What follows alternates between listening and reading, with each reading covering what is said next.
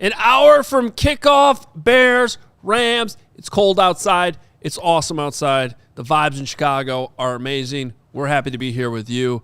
Let's get going. Bears pregame, CHGO. Let's go.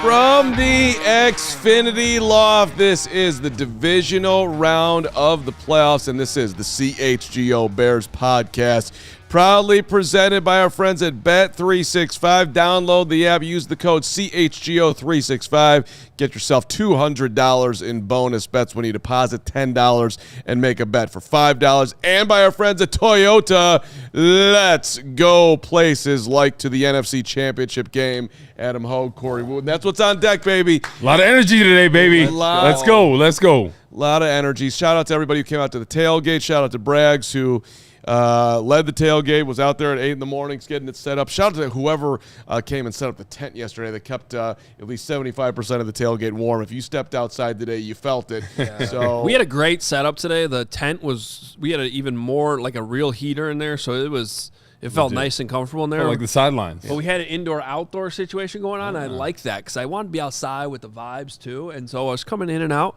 both areas. Had a great time, and we might as well get into it. We had a little bit of an incident too. Yeah. So listen, a lot of an incident, which Hoge was we nearly lost Hoge, but he's here because he's Hoge tough. I was almost on fire. Yeah.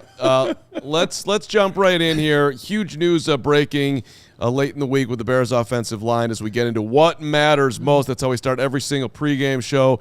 A lot of ways you could go with this, Adam Hoge. Why don't you start us off on what matters most today against the LA Rams? Matthew Stafford, Puka Nacua, Sean McVay, Jared Verse. Yeah. And I'll name everybody else by the end of the Turner. Show. Yeah. You made it pretty far. You did a good job.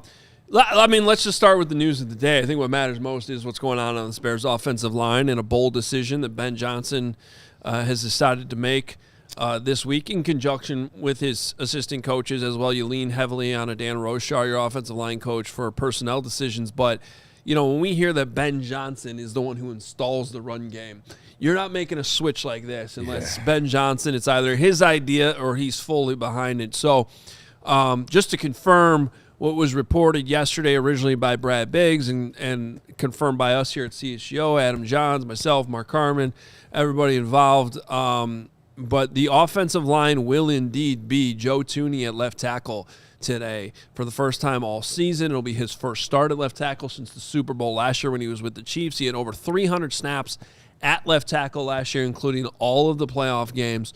We'll get into that a little bit here in a moment.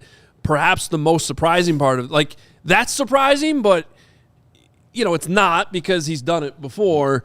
But the idea, you go, well, then who's playing left guard? And it's Jordan McFadden, who is a third-year pro, who was originally drafted in the 5th round by the Chargers, only made it there for a couple seasons, joined the Bears this year, and it hasn't really played all season, except for, I think, for some very limited snaps, and he's been on the field goal team. This is a big move. The rest of it will look the same. Drew Dahlman at center, Jonah Jackson right guard, and Darnell Wright at right tackle. But a lot of fans already upset about this. I kind of get it. I think we got to go in Ben we trust with this whole season. There's definitely some reasoning behind it. We'll get into it and discuss it. But obviously, I think when you look at this front and what the strength of this Rams defense is, there's definitely some logic behind this. Whatever that logic is, we'll probably hear post-game from Ben Johnson, win or lose, but it's going to go a long way in determining the outcome of this game. So I think what happens up front with this offensive line is what matters most today. Yeah, I couldn't agree with you more. I'm very surprised by putting Thuney at left tackle because he is a Pro Bowl guard, and you had to think Theo Benedict has been a great option at left tackle. and especially with the talented pass rushers they have with Verse and Johnson. Johnson had 12.5 this year, Verse 7.5, but his pressures are up there. Great pass rushers. I'm hoping that there's maybe a little chip help because Tooney in the past, he's played a lot of left tackle, but he kind of struggles with the kick sets. He's a classic guard, likes to stay in the phone booth, very good in that situation. So it's interesting to see what Ben Johnson will do if there's chip help with a tight end or a back every time on that. I truly think it is in the run game, and that's my key. It has to be getting this run game established because you look on the other side, you have this high-powered offense from the 2 tight ends that they have to Puka Nacua, Devontae Adams, 2 of the best in the game. Matthew Stafford arguably been playing MVP caliber season. So you have to run the football effectively in this game and keep Matthew Stafford and this offense off. Cold weather football, the Rams are used to playing in a dome. They're used to playing in warm weather situations. So I think you have to grind them out. And, hey, it may not work early, but it's the war of attrition. Grind them down, set up play action with Colston, Lovin and company. But they have to get this running game going in this game. Yeah, so my thoughts on the O-line. I'm stunned by the move. You're changing 2 positions. Look, the Chiefs did it last year. It's been done before a lot. But for the Bears to do it in this spot I thought that Theo Bennett had a pretty good year. It started 8 games, came in the Raiders game. That was really when things started to turn. But I do think that when you go back and you look at this, Bennett had started the Lions game. The Bears didn't score for 3 quarters. They lost the game, and I think it's pretty clear that when they went and looked at the tape, they obviously weren't super happy with Theo to make this move. I mean, Jordan McFadden has started 2 games in his entire career. That was in 2023 with the Chargers. And by the way, his college career, he was a tackle. He played right tackle, then left tackle. So to throw him in at left guard in the biggest Bears game in 15 years is a bold-ass move. But I also think that Dan Rochar is very good at his job. So I think that they're liking what they're seeing in McFadden. If they didn't like what they were seeing there, I think they'd be less likely to do it. So I'm actually expecting him to play well. Are you guys surprised that maybe Braxton Jones is not in there? Because he's been solid in the games he's in there pass protection-wise. All right, well, let me give you some details on a few of these things that I've been able to learn in the last 24 hours. Okay, first of all, just to quell anybody's fears, it's not like they made this change yesterday. It's not like they went through the week of practice and they were like, oh, this isn't going to work. Let's switch this up. Okay, everybody was informed earlier in the week exactly what the plan was. Theo was told that he's going to go back. He's not going to start. He's going to be the 6th offensive lineman. And by the way, I still think he's going to play and get snaps and get opportunities either as the 6th offensive lineman blocking, which could help Tooney, or we saw the Broncos score a touchdown with a big guy offensive lineman last night. So I still think that kind of stuff is in the playbook. So they've known all week this is the plan. We just didn't know about it until yesterday. And so they've been practicing with this. I had a feeling something might be up because when we were out there in the practice field for the very limited time we get, they weren't showing what they normally show. It seemed like they were maybe playing some games a little bit. And I talked to Braxton Jones, though, in the locker room on Thursday, and he brought up a good point I hadn't really thought of. Remember, I forget what week it is. I want to say it's week 11, week 12. They can't practice in pads anymore. Oh, yeah, because of the new rules. Because of the rules. So he came back, but he actually has not put on pads since before he got hurt. Mm-hmm. And he brought that up to me because I was like, hey, how's it feel to be back? How awesome would it be to help your team after everything you've been through? You started a lot of games here. We actually have that interview. We're not going to play it because he's inactive and so it's not really relevant. But he did say, he's like, yeah, but I really haven't been in pads in a long time. So he didn't sound like somebody who was like expecting to play. Now we learn the inactives are out. Braxton Jones isn't. So I'm a little surprised. But I also feel like the writing's been on the wall here, and Braxton Jones is probably on his way out. We'll be playing for another team next year. Yeah, and honestly, it's too bad because when you look at the options, if Braxton actually was back and healthy, not having to move positions, if you didn't really like Theo, then going back to Braxton to be if indeed he's healthy, that would be less change than what they're doing. Now, one other quick note, I dusted off the training camp notes a little bit. And I did have to remind myself, there were times in camp where I really liked what Jordan McFadden was doing. Okay. And that's back when they had the pads on and they were grinding through these physical practices. And so I have two theories on this, okay? The more obvious theory is I think, as good as Theo has looked at times, we're talking about a young player who hasn't played a whole lot, so you are always and you made a great point, the Lions game. That was the game where they said how many mental errors in the first 11 plays? 6 in the first 11 plays. Now, I don't know how many of those were Theo. They didn't obviously say whose was who, but Joe Thuney might not be as good of a left tackle as he is as a left guard, but that guy's going to know what to do. Correct. Yep. And so you have a little bit more of a trust in your blind side with him at left tackle, even if there might be a little bit of dip in his individual play. And then I think with McFadden, I wouldn't be shocked if that gives them a little bit of a boost in the run game, which has slipped. And I think Dahlman and Thuney specifically, it's not like they've been bad, but there's been a handful of snaps the last few weeks where usually you're not noticing them at all because they're doing a great job, where that looks like a missed assignment, or that looks like just a total one-on-one loss. So maybe this is they're looking at the sum of the parts are going to add up to a better overall offensive. Well, I can see that because you look at the strength of this offense running the football was traditionally on that right side.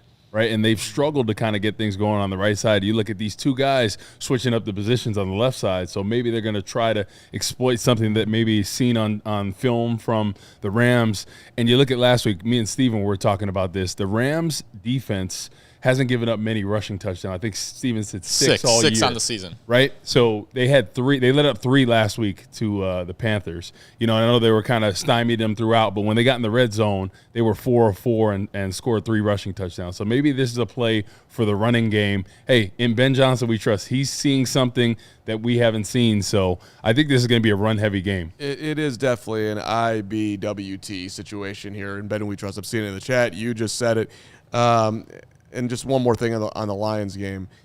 They only sacked Caleb once, but they hit him 8 times. Yeah. And, I mean, I think that's why to me, it's got to be why we're here. And the other thing is I think they like Jordan McFadden. They wouldn't do it elsewise.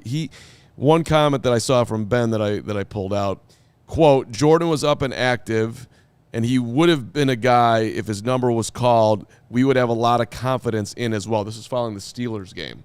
Because he was asked, why was McFadden active in the Pittsburgh game? Whether it's out at tackle or inside at guard, it's a big credit to our O-line coaches and the job they've done all year long getting these guys ready to play. So there's Ben throwing him a compliment, and now he's throwing him a major compliment. Go out there and play left guard in the biggest game of the year. Go ahead, Steve. For what it's worth, I looked at Joe Thuney's numbers last year in the playoffs when he was playing left tackle. He allowed 2 total sacks. We have 6 hurries, all in the Super Bowl, and an additional 10 pressures in those 3 games. So he's done it before, but Corey, I know you and I were talking before this pregame show started. The way that the Rams defense is aligned, they're going to go in the 3-4 most of the time here, and that's one defensive tackle. They're probably trying to take the edge out of the equation and keep Caleb's blind side covered. Yeah. Yep. Yeah. Yeah, the Super Bowl wasn't great. It wasn't great for a lot of players, though. I mean, they just got their ass kicked, for 4 quarters. You still would, correct me if I'm wrong, you would still, if you're Caleb, you would want the pressure coming from the edge and not right in front of your face, which is a potential problem. You're putting a brand new left guard in there. Exactly, yeah. So I think that's something to think about in there, and I guess we'll see as the game goes on. But last year in the Super Bowl, the only thing I saw with Thuney is just he's a classic guard. Like, his kick sets aren't as athletic as a normal left tackle like you see from Theo or Trapillo or Braxton Jones. So that's going to be interesting to note. But if I'm Ben Johnson all day from the beginning, I'm getting chip help just to help Thuney because he's used to the shorter sets, that phone booth type of set. We'll get into our pregame picks at some locker room interviews coming up here in a second. But Hoge, this is just for you because I know you love when I do these deep dives. Yeah, here we go. On a tangent. Karmapedia, Jordan McFadden. Oh, no. High school Woot. Yeah. He didn't just play football. Basketball? He was on that hoop court. That's right. 3-year letterman in basketball. And I like basketball, football athletes. Okay. You're going to throw a guy in there at left guard in the playoffs. He got some athleticism, right? He better be able to hoop. Back-to-back regional championships. Jordan McFadden. Let's go. How many did he average? Don't have the point total. Not enough. There we go, Karmapedia. See this, Hoge? He said he played basketball. We don't know if he's on the bench. Yeah, we don't know if he was seventh man. He was a starter, trust me. Karmapedia doesn't dig that deep. Yeah. It was a slight This is not exactly an investigative hey, journalistic back-to-back situation. regional championships is a serious deep dive by yours truly here. There we go. Did your niece get back-to-back regional? 4 of them. That's okay. Back to back to back to back. All right, let's get into our picks and let's go into the locker room. We got a bunch for you. I got 1 minute with Olamide Zaccheaus where he kind of wanted to rip my head off. It was See, it seems a common theme. Everybody wants to rip your head off. Nah, they love me. Daniel Hardy always looks at you like. I have 5 good minutes with Cairo Santos on the weather and all kinds of stuff. We'll learn some things. Let's play that. He did not want to rip my head off. Maybe by the end. See what happens when you ask good questions. Cairo's very nice. He's gonna be cordial. Olamide wanted to get out of the locker room, and I was like, "Can I get 1 minute?" And and then he gave me a great minute. So we'll play it a minute, and then we got my guy DeMarco Jackson. We got your pregame picks too from Bet365, and the story on how I'm just happy to be alive right now. It's all coming up, but first. With the Bet365 early payout offer, you are a winner when the Bears go up 17-0. I think I've said that every week, and we all know that's probably not going to happen. So maybe the Rams go up 17-0. Then you don't have to worry about it, and then the Bears will come all the way back and win like they normally do. Right. Whatever. You get 17 points. It's an instant payout on straight bets, parlay selections marked as winners. Download the app. Use code CHGO365 when you sign up. Sometimes they give you a 100% parlay boost. That's great. You could double your winnings on those parlays with Bet365. 100% parlay boost. Download the app. Use code CHGO when you sign up. And when you do that now, it's breaking news because you now get $200 in bonus bets when you bet 5, win or lose. Sign up. Use that code CHGO365. Deposit 10. Place a bet for 5. You'll get $200 in bonus bets if your bet wins or loses. Bonus bets can be used on the spread, totals, player props, futures, and more. Whatever the moment, never ordinary at Bet365. You must be 21 plus. If you or someone you know has a gambling problem, crisis counseling and referral services can be accessed by calling 1-800-GAMBLER, in-app only. And a shout out to our friends at Toyota. Dear Winter, Toyota's got a message, and it actually can't get enough of you, which is amazing, but that's because they're Toyota. Toyota's got Not today, man. We need all the winter we can get. Well, they got 25 vehicles for you, Hoge, that's with all available all-wheel drive and the four-wheel drive, whatever you want, and that is more than any other auto brand. Plus, you got the versatile RAV4 to the svelte Crown. Oh, my, the sleek Camry with the all-wheel drive, the Corolla Hybrid. Love that look for all-wheel drive as well. And then there's the rugged Tacoma, the tenacious Tundra, and the spacious Grand Highlander with all-wheel drive to keep you safe. You know who's going to be the rugged Tacoma today? Jordan McFadden. McFadden is the rugged Tacoma. Let's go, Jordan McFadden. You bring the action, we'll bring the traction. Toyota. Ooh. Let's go places. Just like Jordan McFadden's going to go somewhere. To the Super Bowl. All right, before we get to your pregame picks from Bet365, let's take a look at the inactives today. And on that list we mentioned earlier is Braxton Jones. Also, Ruben Hippolyte. Ruben.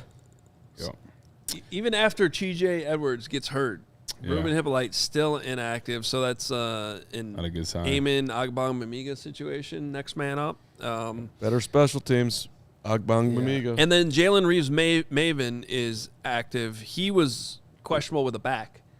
And he just re-signed with the team a couple weeks ago after sort of being on the practice squad a little bit. He actually looked awesome last week on special teams. He popped. Yeah, wearing number 16 because they're running out of numbers. We had no idea who he was. Yeah. Who is that? Who's 16 jumping up and down? Nick McLeod inactive. He's banged up. And Jade Walker just sort of the odd man out right now with the wide receivers, so no surprise there. Let's take a look at our Bet365 pregame picks. As always, we love Bet365. We do. It is never ordinary at Bet365. Download the app. Use the code CHGO365. And CHGO same game parlay from Sean Anderson. Did you bet it? Did you bet it? I will, but I'm a little nervous that he decided to bet the spread up to +8. 8.5. So that doesn't sound like somebody who's very confident today. Well, that's fine. But you're getting, if you do it on Bet365 and you have time, Go do it right now. You get 8.5 points. You're betting on a Puka Nacua anytime touchdown. That seems like a good bet. Which is definitely fair. And DJ Moore for 3 or more receptions. He's got to get to 3. Well, somebody who thinks the Bears are going to win, I like this parlay. I mean, it seems very likely to me they'll cover 8.5. Puka will get his touchdown. DJ will get 3 catches. And that, by the way, that parlay is very much, you really don't need them to win it all. To get that? No. Yeah, I mean, right. I have sprinkled the Caleb, which worked last week. I'm going to sprinkle it again. Okay. I'm a little bit nervous with with the weather. With the weather, it's a little run heavy game. But you're getting 2-1 on 250 yards, basically plus 185. You're getting 3.5 to 1 on 275 yards, and you're getting 6.25 to 1 on 300 yards. Yeah. So I like that if they start fast offensively, right? If they have some good first couple drives and sustain some things, get Loveland and the wide receivers going. The Rams secondary is not good. There are holes all over the place. The Bears should be able to throw the ball downfield. Now, weather's going to be a factor here, but Bryce Young had 264 last week, and he's exactly. And the Iceman, he likes this ice cold weather. So let's go. Ice in the veins, ice in the weather. Let's go. And then I took DeAndre Swift over 13.5 receiving yards, as Corey mentioned already. The Rams don't give up rush TDs, but they do give up receiving yards to opposing running backs. They are 5th in the league in receiving yards allowed to opposing running backs. Steven, how about some Texas routes out of the backfield, one-on-one, Swift on a linebacker? I like those odds right there. I love it. Because that is one of the few weak spots of this Rams team. You also look at what they've given up to tight ends. Yeah, some of their linebackers can't keep up with opposing tight ends if they're speedier like Colston Loveland. Nightmare matchup, baby. Yeah, and I think that will continue. We will talk to Adam Johns here shortly. He did just tweet a little while ago that we got a little bit of a kicker battle going on pregame because Harrison Mevis is trying to warm up on the same side as Cairo Santos. Getting testy. So, and I did confirm this week in the locker room that pregame scrum was a result of the Packers just trying to basically intimidate the specialists. Mm-hmm. It seems like a common thing in the league. Like people are like, man, get out of here, you kicker. Well, remember when Robbie Gould in the playoff game against the Packers at Lambeau when he was with the 49ers, the band was on the field and he was like, nah, I'm continuing my warm up, and he wouldn't move. Hey, you got if you're playing in the game, you get priority over ancillary stuff that's going on. And usually the kickers are the original Tommy Tough guys, right? They're tough, and then they'll be like, you see these guys behind me? Yeah. Well, should we hear from Cairo right now? Let's hear from Cairo. So I had a chance to catch up with Cairo this week. Obviously, the weather, a huge discussion. We talked about that. All kinds of things. But I think you're going to learn a little bit here on how these guys try to stay warm throughout the game and what really matters and doesn't matter. Here's Bears kicker Cairo Santos, who's been money in the weather all season. So when you wake up yesterday and there's basically a blizzard outside, is that something one of the rare times you're like, let's go? You're excited about it? Yeah, I legit almost oh man, I kind of want to practice in this to just prepare. The temperature, the weather doesn't look like it will have any snow, but didn't think it was going to have snow in pregame warm-ups the other night too, and then so it was a good practice, as we were kicking at Soldier Field, the pregame warm-ups before the wild card, and it was snowing on the ground. We had to kind of deal with moving the snow around the kick. I was thinking, okay, it probably won't snow during the game. It could, but this is a good preparation for any snow games that come in the future. I'm getting practice at Soldier Field in the snowy condition, so I kind of had fun doing that. Yeah, HT was telling us today that when that snow started falling, your guys' mentality is let's go. You get pumped up by this is bear weather. Is that how you guys feel even when you're out there? For sure, yeah, for sure. We prepare for it. Yesterday, even though we had a walkthrough inside, as kickers, we went out and kicked it was snowing a little bit, ground was frozen, so we put ourselves in those elements. So when it was snowing in the game, and it's we kind of like that because we practice in those things all week, and it just adds to another thing that we want to pride ourselves in executing better than most teams. Yeah. HT praised your ability today to when the offense is a negative play, right before you got to go out there and kick. It does not seem to faze you at all. And he said that's actually been kind of throughout your career. And studies show that actually a lot of the numbers in those situations, that leads to a lot of misses. So is that something you had to – is that just experience over the years that it doesn't faze you? Yeah, it definitely in the moment I see it's a negative play with lost yardages, but I think it's like my role or any kicker's role in an offense. You kind of fourth down, you kind of the coach, especially an offensive-minded coach, didn't get the drive down the field to get a first down or a touchdown. So it's already a little bit of disappointment for an offensive coach to have to go kick, have to go punt. So it's our job to kind of save the drive, to keep points on the board, keep our team in a game by scoring points and by flipping the field, those kinds of things. So it's something I take as my role to clean up for the offense, and then when they're rolling, scoring touchdowns, and I'm not getting field goals, I'm just helping to get the extra points to kind of get us like the 49ers game. It was a fun game to feel like I'm in a race together, and every extra point was also important because you kind of have to keep up with the other team. Last one I have for you, in these weather games, everyone's focused on the wind, the cold, the precipitation, whatever it might be, but especially when it's cold, you guys aren't on the field a lot. You got to stay warm. You got to do a lot of things that a lot of the players that are playing more of the game just to stay warm so that you're prepared. What is your process on the sideline throughout a game to not just stay mentally ready, but physically warm enough so that doesn't affect you?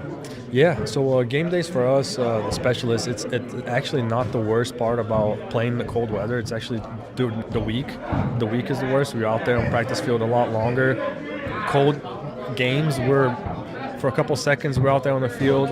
The adrenaline takes over. We don't feel the cold when you're out playing, at least for us specialists. Maybe the other guys, they're on multiple plays. So you go out, adrenaline, you don't feel the cold. You go to the benches, warm up. So I barely feel the cold. It's kind of like when you're out there on the bench, also your body just heats up, and then you have to get out of there because you just get so hot. Those, your hamstrings, everything, and you're sitting down, so you feel like you're hot, but your muscles are not warmed up.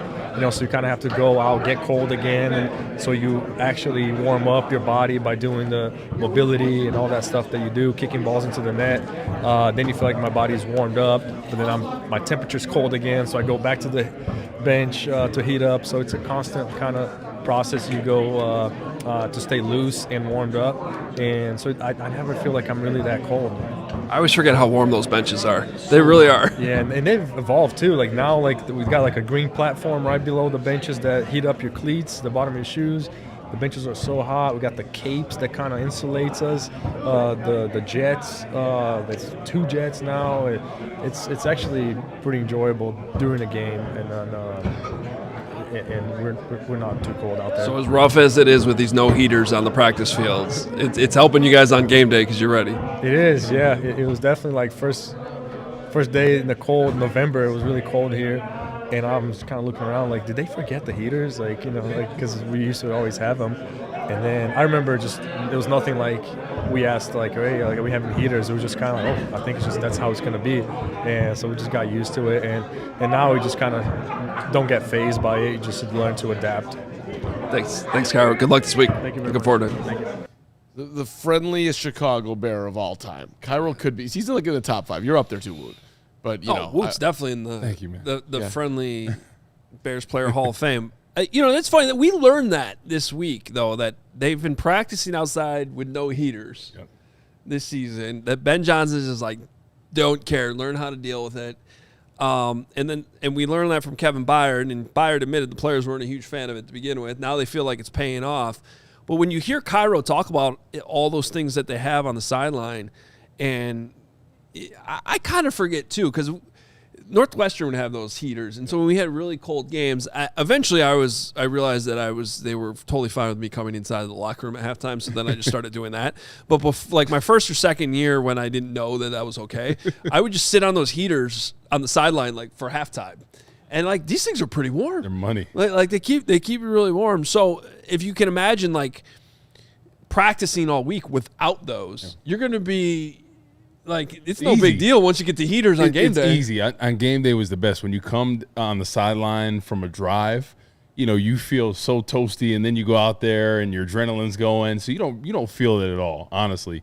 But the crazy part is the opposing teams get so cold. I talked about that Dallas game in 2013. I think it's going to be similar with the Rams. But why do they get cold? They're just still not used to it. They're even not with used the to heaters? it. They're still not used to it. I think it's just something like they're used to getting up every day, and a cold day for them in LA is 50 degrees. Well, I was listening to 1000 coming over, and Tom Thayer made, I thought, a good point. He's like, well, sometimes when you're not used to it, when you don't know how to handle this, you actually put too many layers on pregame. Slows you down. And you're not as loose, and Correct. you're tight.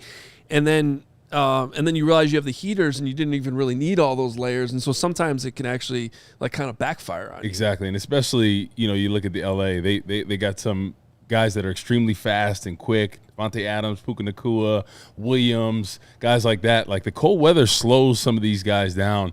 And even when we played Seattle, the last playoff win before last week in 2011, Seattle's a pretty cold weather place. They did not want to be here. Yeah. I'll tell you, look at those guys. They were visibly cold. It was snowing in that game. So people talk about putting the dome, whether it's Arlington Heights or here at Soldier Field. No, keep it outside. It really is an advantage. So do you think the Rams coming in last night also adds on to that? Not really. I mean, I think most teams come the day before the game as well, but I just think it's something they're used to playing in a controlled environment, right? And now you come into Soldier Field, and I know there's a stat about Matthew Stafford in cold weather games, 1-9. Yep. He's dealing with that hand issue as well, so it's something to be noted. And I think if the Bears can run the football effectively, you wear down opposing teams. Like, it is a thing. The cold, people think, oh, they're pros and they play in the cold weather. It is an advantage. Okay. Well, you played in one of the colder games in Chicago Bears history on Monday Night Football in 2013 against the Cowboys. Something that your quarterback did that day, Josh McCown, he wore a scuba suit underneath his uniform. Yep. Stacey Dale's front of the program reporting today that Matthew Stafford's going to be doing the same thing to stay warm. Oh, yeah. No, that thing keeps you warm. Think about all the surfers out there in Cali. That's probably where Stafford got the idea. That Pacific, weather is cold out there in the water. But, that game in particular, Jason Witten, arguably one of the greatest tight ends of all time. I remember he came on a comeback block on me. And I boomed him, and he's like, dang. He's like, dude. He's like, can't we brother-in-law, man? It's too cold out here. And I thought he was joking. And he's like, no, seriously, man, it's too cold. He's like, I don't even want to be here. And literally, I'm like, this is a pro that's played all over, played Green Bay, play all these different places on the road. They did not want to be here in this game. I love those stories because, the most intense football players of all time. Right. I thought it was a joke. Yeah. And literally when he's blocking, he's like, all right, man. He's like, I'm just going to go over here. I'm like, seriously?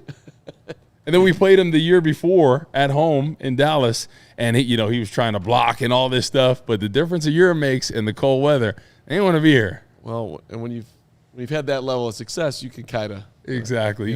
He wanted a brother-in-law. I'm like, bro, we're on different teams. Get out of here. This ain't training camp. All right, Adam Johnson coming up from Soldier Field. We got more interviews from the locker room earlier in the week, and we're starting to count down to kickoff here, really. 26 minutes or so from now. All right, but before we get to John's, we do this.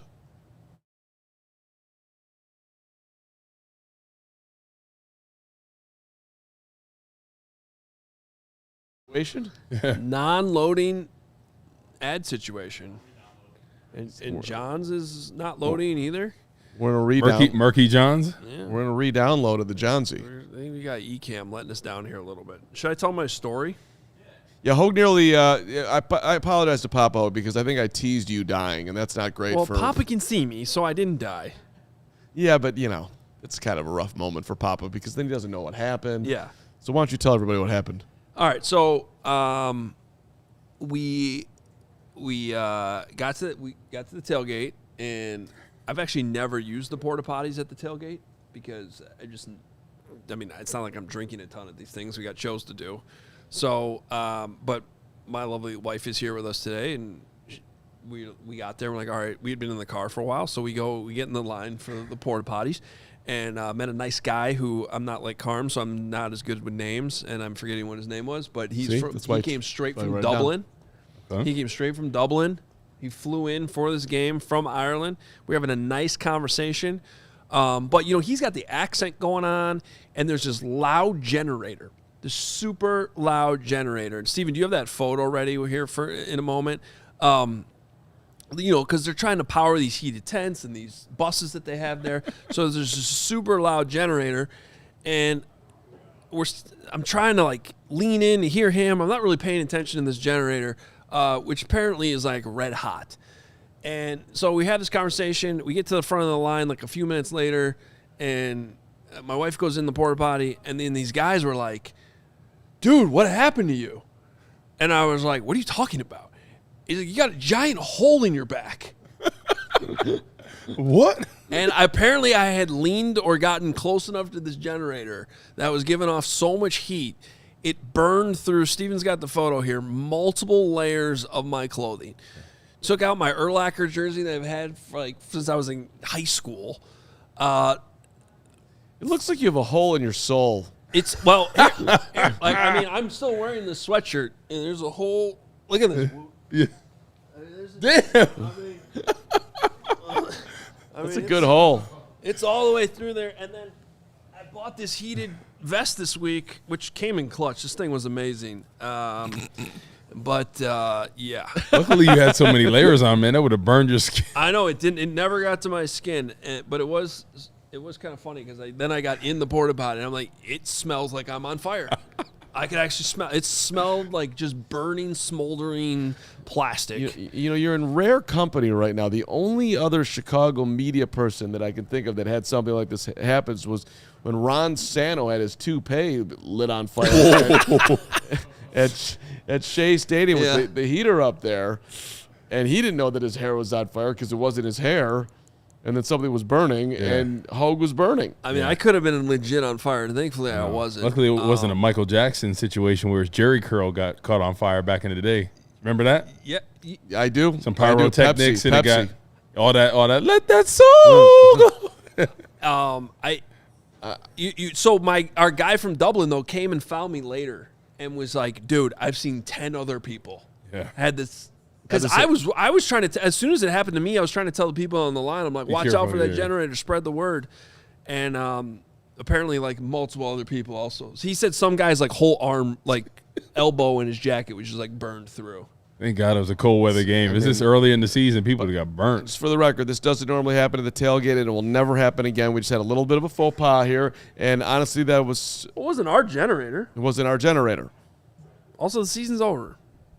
Also, nobody was harmed. Well, no, the home games are over. That's our last tailgate of the year. We know that. I understand. That's what I was saying. Carm, right. A little hole in the jacket's worth it for a Bears win. That's true. Right? That's true. There's no doubt. All right, let's get to John's in a second here, but let's try and see if we can actually do this in correct formation here. But first, game day is here, Chicago, and let's hope it's not the last one. Dick's Sporting Goods is your destination for the latest Chicago Bears jerseys, tees, hats, fleece, cold weather gear to get you ready for the big home game. Tonight, I went in the Vernon Hills Dick's Sporting Goods the other day. Right when you walk in. Good location. All this cold weather gear on the left and a ton of Bears gear right in front of you. They brought it all to the front of the store right for you. Every game day, it starts at Dick's. Dick's Sporting Goods is your destination for officially licensed gear to support all of your favorite Chicago teams, not just the Bears. They have plenty of Hawk stuff there. Cubs stuff with the Cubs convention going on. Get Wildcats. Ready. There was a really good amount of Northwestern stuff there. There really was. Get ready for the big game tonight with the latest Chicago Bears jerseys, tees, hats, fleece, cold weather gear for the whole family. Shop in-store or shop online at dicks.com or get your gear fast with quick and easy pickup options. Every game day starts at Dick's. And don't worry, there's Illinois stuff too. And I bought my ping pong table there. It was amazing.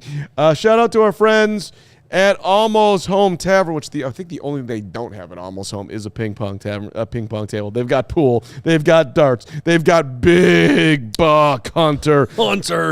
They They got the shuffleboard, And that's right. It is. If you're looking for some place to watch the game tonight and you're around Wrigleyville, go over there right now. Chicago's #1 spot for all your sporting actions. It's just a block north of Wrigley Field. Pre-game, during game, post-game for Cubs, daily specials, and happy hours that's actually worth your time. And yes, the food is amazing. The burger's incredible. The pizza's incredible. Go check out our friends at Almost Home Tavern. They even got a covered beer garden with the TVs. And yes, CHGO diehard members and massive Bears fans everywhere. So you're going to find a friend at Almost Home. Greatest food, best smash burger, tavern-style pizza, Almost Home Tavern. Love our friends at Almost Home. If I wasn't here with you guys, I'd rather be there to watch the game. But, I got to slum it with you guys today. But I'll see you soon, Almost Home. Hey, by the way, we have a watch-along today. We're watching the game with you all day, all game long. Second stream for you guys. Pull out the iPad, second TV if you got one. We're gonna be we'll help you guys sync it up, and you can hang out with us during the game. Let's do this together. You want to hear Olamide Zaccheaus in me for a minute? Yes. Okay, so Olamide had a sweet touchdown catch, and I Look at feel the like, look at you. He's like, I want to go home. Yeah, I felt like, we needed to reconnect because you never know who's going to have a big moment here. Plus, Olamide was one of the few guys that was left in the locker room on Friday. So me and Olamide hung out, and I love Olamide. So here we go, Olamide, 1 minute. Olamide, what's the hardest thing for a receiver playing in the cold? Staying warm, I guess. Yeah, I don't know. I think it's more so just your mentality, just not allowing the weather to affect you mentally.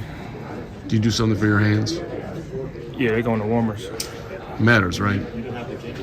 I mean, yeah, you can't feel your hands. I mean, there's going to be points in the game where you're not going to be able to feel your hands. You kind of just got to play through it. Did you know you were getting the ball from Caleb across the middle before the play? Were you thinking, I got a great shot here?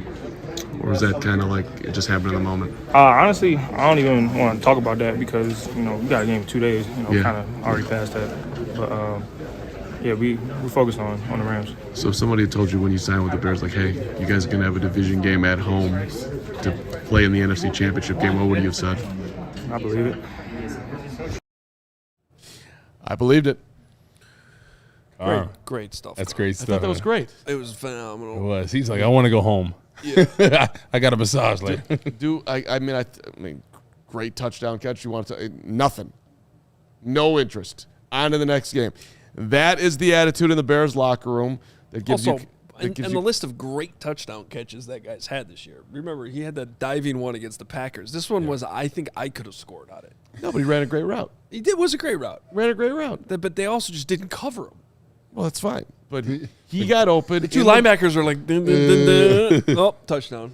Hey, listen, he got open in one of the biggest moments in recent Bears history, and by recent, I mean 25 years, maybe more. Olamide. As we work through this, should we hear one more Carm interview just to really hit home? Is it better or worse? Who is it? DeMarco Jackson. Oh, my guy. Jack. I love that Steven just said it behind the scenes. It's better, as if he's been watching them both. This one's better. Yeah. Okay. All right, DeMarco. Good, better, best. Good, better, best. This is the best one that I got for you this week, DeMarco. So this has got to, I would think, feel surreal on some level that you're in this position, division rounds, starting here, third year after the journey to get here. Like, how are you kind of digesting the opportunity in front of you? Yeah, man, I'm just like, taking it day by day, going through our week, preparing the same way I prepare each week. Just not trying to dive into all the hype and stuff like that, just staying level-headed and just keep it going. Yeah, so last week you're practicing at the Sam all week long, and they're like, hey, get back in there and do what you were doing when you were playing. Was that would you say that was a high degree of difficulty just jumping right in, or was it felt, I don't know, you've been there earlier in the year? Yeah, man, I feel like I've been there earlier in the year. I felt like going through the week preparing wise, we prepare for multiple positions in case of injuries and stuff like that. So just being prepared and ready to go. Would you say you feel super comfortable at this point in the Mike spot, running the defense basically? I feel comfortable. I got definitely more confidence from that first start, and just definitely feel more comfortable in it. Key to the game for the defense on Sunday night in your mind? you know, man, we got to come out and we got to stop their run, and we got to just try to make them one-dimensional. But they got a lot of talented guys up front in the backfield and outside at receiver. So it's gonna be a good game. Any message to Bears fans who are coming out? Yeah, man, it's gonna be some bad weather, so I'm ready to see all the supporters show up and be loud. Don't get soft now. Nah. We got to keep it rolling. So I was, one little nugget that he left in there that, or maybe it was I just talked to him afterwards. Dennis Allen went and came and got this guy because he knew him from New Orleans, and I just sort of asked him about that journey. And DeMarco, when Allen got let go, DeMarco called him up and thanked him and appreciated him. And Coach, I appreciate what you helping me along here. And I don't know how much that played into him being here, but this is a relationship game.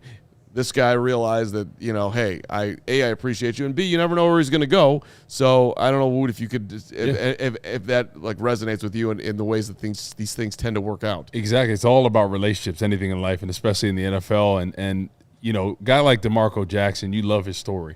Because you look at this, we arguably had some of the best linebacking core in the league, the way they were playing. Guys got injured. He comes in and talking with Lance, he's like, man, this guy flies around. He doesn't know exactly what he's doing all the time, but he goes fast. Mm-hmm. And I think when you go fast, you can correct some things, some of the flaws. And I love how he plays. I mean, look at the neck on that guy. Right? He looks like a linebacker. He doesn't need a neck roll. But seems like a great guy. The way he flies around, going sideline to sideline, hitting gaps, being physical with blockers, fullbacks, tight ends. That's what you love to see. And he brings a different level of juice to this defense. Now, the one thing I will say, I thought this was, we had Anthony Herron on Hoge and John's Friday. I thought he brought up a good point because I don't think there's any question. He's playing more decisive and faster. However, again, going up against a team in Sean McVay that uses so much motion, so much eye candy, you wonder how much they're looking at the film going, well, this is a guy where we can get him going fast in the wrong direction. Yes. Try to test that eye discipline. So I do think that'll be a huge factor on defense today. Whatever the keys are that they've given them, all the tools that they've given them, I imagine you might see a little bit more zone today to counter all the motions and stuff, to not get caught too much. But it'll be interesting to see how much they try to attack DeMarco Jackson. Yeah, because you look at Brisker in the years past, that was the guy they tried to attack because he was so aggressive. Yes. He get his eyes in the backfield, so I think they've been preaching that to Jackson. At the end of the day, like young players in this league, one thing is they play fast, they play physical, but it's all about eye discipline. Mm-hmm. So I think that's what they've been preaching all week. So if he could stick on his keys, right, you have the tight end, you have the running back, stick on them, wait till the ball's declared, then go fast. This dude had 15 tackles in a game. Literally, like right when he finally got an opportunity to play, and TJ just wasn't healthy. No. And I mean, I hope that Tremaine is 10% healthier this week, but I mean, they need him to play big, and the defense has looked better recently when he's in there. To your point, Hoge. Yeah. So I mean, I don't know how much better they can be this week with him playing the full 60, but maybe they can take a step up here. Exactly. No, I think it's a great story, and hopefully he'll have another 15 tackles, but hopefully most of them in the backfield today. So I just want to talk about the mindset of today for real quick with you two. No, I like this, yeah. Because, basically everybody that we talked to at the tailgate, it's been a great season. They're packing it up already? No, it's just there's not a lot of there. You will not find many Bears fans, or I don't know any Bears fans right now that are not satisfied with the season. But right? Right. But that's why last week's game felt so big. I mean, nobody wanted to lose to the Packers. Exactly. The bragging rights aspect of it, the people we all know in our lives, the constant beatings that the Bears have taken in that rivalry, it felt like such a big emotional hump to get over if you could get that win. And while this game is technically a bigger game because you're closer to the Super Bowl, you can stomach the loss a little bit more this week. And that's where I think this is coming from. The fans are, you don't want to lose, obviously, and everybody's going to be just as ecstatic if they win. And I am sensing a lot of nerves in the chat right now, so it's not like people aren't nervous about it, but it's a little bit easier to stomach a loss today than it was last week. You're getting another home game. If you win, you beat your rival, all this stuff. And we said this multiple times, Carm, during the game last week. We're like, let's just get one more week. One more week, please. One more week. Now, we can still do that this week, but we did get that extra week. So, do you think people just aren't as bullish on the Bears? Like last week, everyone was confident, like, hey, we're going to beat Green Bay. Like, I'll tell you what I think an element of it. I think everybody saw how dominant the Seahawks were last night. Yeah. And we're kind of like, well, this would be great if we win this one, but next week, we got to get some planning on that. Pretty tough. There's the Seahawks better, but I just really think it comes down to they won 11 games. They played the Green Bay Packers. They were down 21-3. Everyone thought they were dead, and they came back and won the greatest game that most Bears fans have ever seen. Yeah. And so, and this, by the way, the fans' satisfaction doesn't really matter, but I do think it is slightly relevant, or maybe even more than slightly relevant, when it comes to the players, because you have accomplished a ton. You have now gotten 2 playoff checks. Do you have the insane level of motivation that it takes to go out there and win another playoff game, which you're going to have to dial up? And I'm not worried about the players. Yeah, I think the players are going to be ready to go. The players don't have that same. I know Ben, like, it's starting to come back where the players really do hate the Packers that much. Obviously, we've kind of seen that, but to me, I feel like for the players, it's more about reaching the Super Bowl. Yeah, where the Packer thing was really way more important to the fans. Exactly.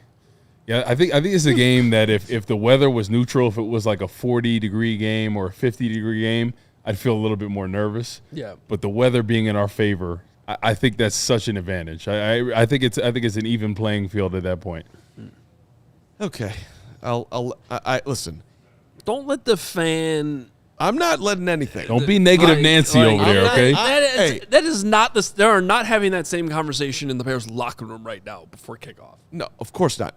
And I will. But if they go down 14-0 in the first quarter, I vow to do something violent to somebody around here on the chat. So like I'm not about one more week was last week. Give me one more week. Yeah. Let's go. Let's play to go to the Super Bowl next week. All of that. Yeah. But there is some human nature that I have just want to. So bring if the Bears start out fast, you'll feel a lot more confident in this game. Well, like if they kind of do like they've done most of the season, where they go down, they got to make this miraculous comeback. Sure, but they start out fast. You're feeling bullish about the Bears.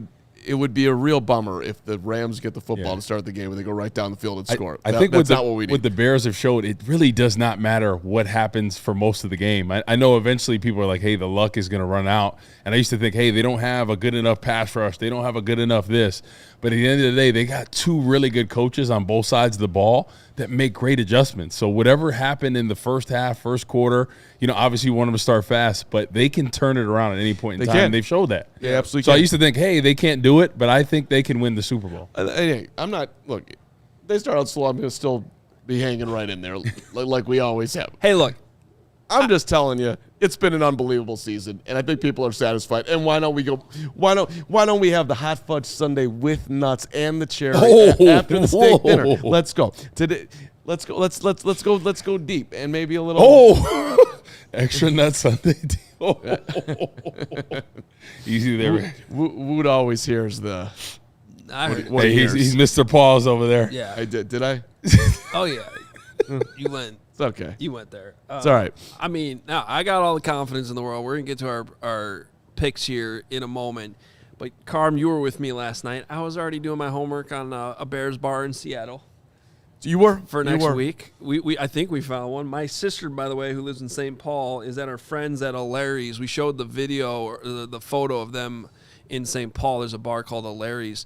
Where they had the CHGO flag they were representing a few weeks ago. She's there right now. She sent me a video. There's a guy in a Ditka whole outfit right there, bellied up to the bar. So they're ready to go in Minnesota. They're ready to go everywhere. We had people from Alabama, New Jersey, New York, Ireland today. Where else for the tailgate? Oh. We had people from all over the country. Our guy, I think his name was Philip, drove in by himself from Colorado. We had Vancouver covered. Jesse, tennis player, along with his guy. Oh, yeah, the 2 guys from Vancouver. Yeah, the 2 guys from Vancouver. And then we had Brandon from Bridgeport. He came all the way over from there. What about Clark? From Bridgeport? He walked. What about Clarksville, Tennessee, Hoge? That was a big time move. No, I liked our 3 generations. Montana was there. Montana was represented. We had 3 generations from Grandpa down to a 12-year-old. That's Alabama. They came in from Alabama, and the 12-year-old's name was Cutler. Cutler. You know what his middle name was? I didn't get that far. So was it McCown? It's weird that I know this. Cutler Maddox. And the middle name he was named for Greg Maddox, and I was like, let's mourn the fact. You guys run into a guy, Bart Chalowicki. He's from my neck of the woods in Jersey. He posted something on Facebook. He was at the tailgate. I did meet somebody. Oh, he's from New Jersey. Well, I did meet somebody from New Jersey. Okay. It might have been him. David from Dallas knows Tony from Jersey with Melissa. I asked him if they were going to meet me at the U.S. Open come the end of August, and he said, no, I'll be selling boats. Dude sells boats. You're talking about Clay from Alabama and his son. You should. His son Cutler, Dad Charles. They were super nice. Yeah, Brad, Dad. We had Arizona covered. Colorado Springs. Did you talk to Cody from Colorado Springs? The big training center over there. Let's get to our predictions. Once again, they're not watching the pregame show. They're at the game. No, but Robert Lee wants to know this stuff. Even though I think he already left the chat. All right. Here are the picks. Did anybody pick the Rams? No, nobody picked them. Okay. I think everybody at this point is just riding the vibes. Braggs is a 1-point win. I'm a 1 point. He picked the same score as me. Who's the biggest blowout here? Johns by 4? No, Norton by 6? Norton by 6. I've got a 1-point game. Hoot's got a 4-point game. I just think the weather is going to help keep the score down a little bit here. I mean, on the other hand, it certainly wouldn't shock me if the over is blown by. But I'm just inside the over at 24-23. Our guy Ray, he's going a little bit higher. Ooh. Ray Scarpelli from Ray. Big Ray. Let's go, Ray. Ray Auto Group out there in Fox Lake. And he's got the Bears winning 30-27. And by the way, Chicago Fornian, Lars, can you help me out with that? He doesn't want no status. No one's satisfied. We're not satisfied. The Bears aren't satisfied. Nobody's satisfied. Although last week was really sweet. No satisfied. Last week was amazing. Oh my God, we got a ton of supers real fast. You're $20 from Brendan. Here with my parents. Thanks for the greatest tailgate, guys. That was awesome to meet you, Brendan. You were awesome. So maybe some of these guys are watching. My dad was tailgating with us. He was 78 years old. I met your dad. Was awesome. Both of you guys were awesome. Thanks for being there, Brendan. Really great to see you. 3 pepperonis, $20. The Bears. This is for my boy Owen. He's the GOAT. Doing a prefers me workout in the basement. This game is all for us. Let's go, Caleb. Let's go, Carm. Let's go, Woot. Let's go, Hoge. Bear the F down from Highlands Ranch, Colorado. 3 pepperonis. You're the man. So consistent. So good. Mouse Bear, thank you guys for everything you do. Go Bears. Thank you, Mouse Bear, for everything you do, and appreciate that support. Thanks a lot. Ryan, $10. Don't you think this creates 2 weaknesses on the line instead of just one with Theo? I'd rather have a lockdown guard and an iffy left tackle than an iffy tackle and guard. Joe did not look good at left tackle last year. We covered that, and I'm with you, Ryan, but this is a trust in Ben. I think it's all about the run game today. Yeah. Run game move. Hopefully it helps the run game. Q Harlan, $5. The Bears will win. Would love a repeat of the game 40 years ago. That was 24-0. I wasn't there, but I was watching at home. It was amazing. Fully expect another wild and crazy evening on the lakefront. Q Harlan, you're the man. Kelly Witten, Dr. Bunny with $10. Bunny. Here we go. Nervous, but I have faith. Glad I have you guys through this fantastic season with that. And Corey has his emotional support pillow. It's there. Always. Love you guys. Bear down and see you next week. Okay. All right. Coming to Chicago for the game. Derek Jewett, our NASCAR guy, Hoge finished 7th in the 24-hour race. I'm very exhausted. What happened? He finished 7th. He said, Hoge, we finished 7th in the 24-hour race. I'm very exhausted. They do there's the real 24-hour races out there. These guys were doing the streaming but it's legit 24 straight hours. They had a team of 4 guys. I'm taking full credit for the top 10 finish because I sent off a motivational cameo. To the guys. Or the blame that they didn't do better than that. I'm not sure. But it's a mental, physical grind. So shout out to those guys and Derek. Nice job. That's pretty damn good. 30 seconds to saying goodbye to you, but not really because we're going to be doing our watch-along all game long, so get to that link. Last word from Huss. Hus. We love you, Hus. Let's go, boys. I'm confident but nervous as, yes, Bear Down from Colorado. Bear down, Hus. Big Hus. Hus, just, we got you, Hus. Stay confident. Stay Hus-like. Pizzatola's ready to go. Great show. Pizzatola. Feels like game time. Pizzy, you're my guy. All right, switch over to the link. We're watching all game long with you. Let's Bear do it. down. Bears dub. Watch along. Go find it. We're here. Talk to you later. Bye. We all silly like the mayor.